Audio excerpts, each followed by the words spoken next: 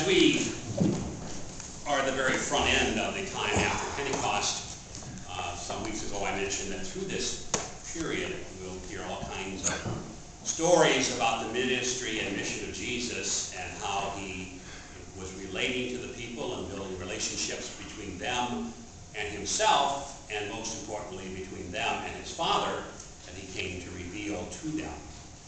Today we have a very powerful story of Jesus about healing. We have the story of the lady who had hemorrhaged for years. Nothing seemed to work for her, and she realized that all she really needed to do was to touch the cloak of Jesus. And in that she was healed. And Jesus says to her, "Your faith has healed you."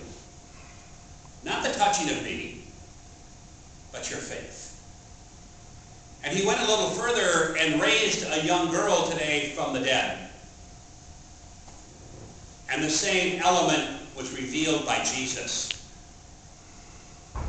That it was the faith of the people gathering him in prayer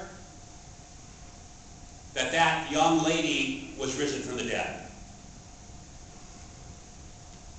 So what does that say to us? The reality of what we hear today is not about physical healing at all.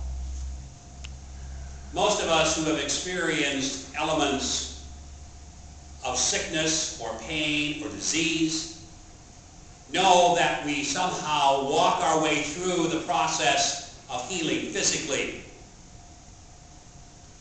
But I venture to say the message of Jesus today is not so much about that physical healing, because we know not only with assistance, but the body itself will heal itself when it realizes that something is wrong. And the major issue today is about faith. And it's about our spiritual healing. And how do we address that spiritual healing? And I venture to say that it might come when we are ill.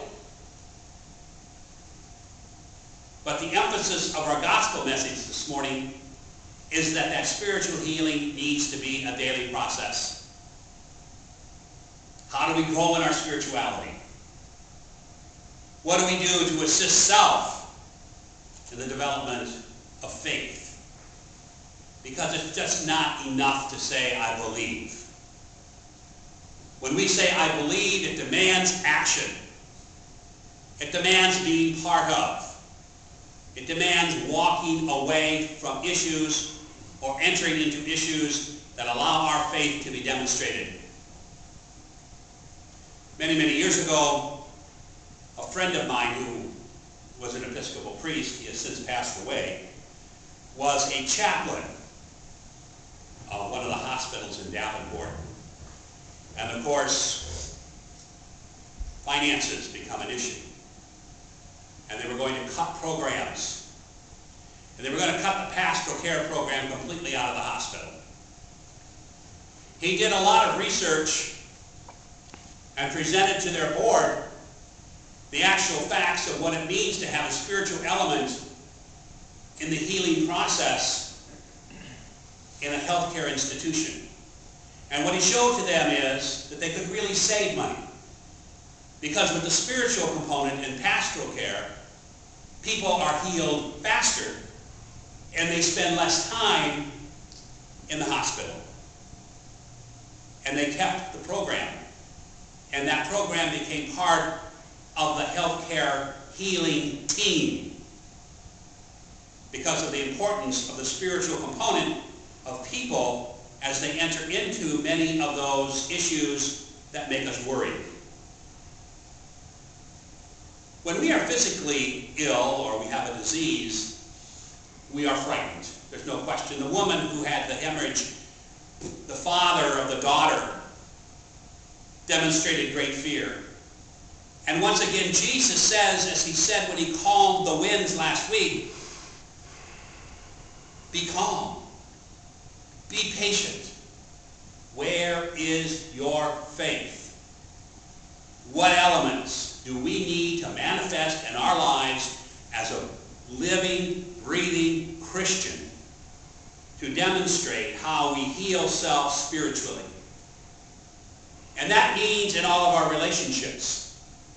And that's what Jesus was developing here in our gospel.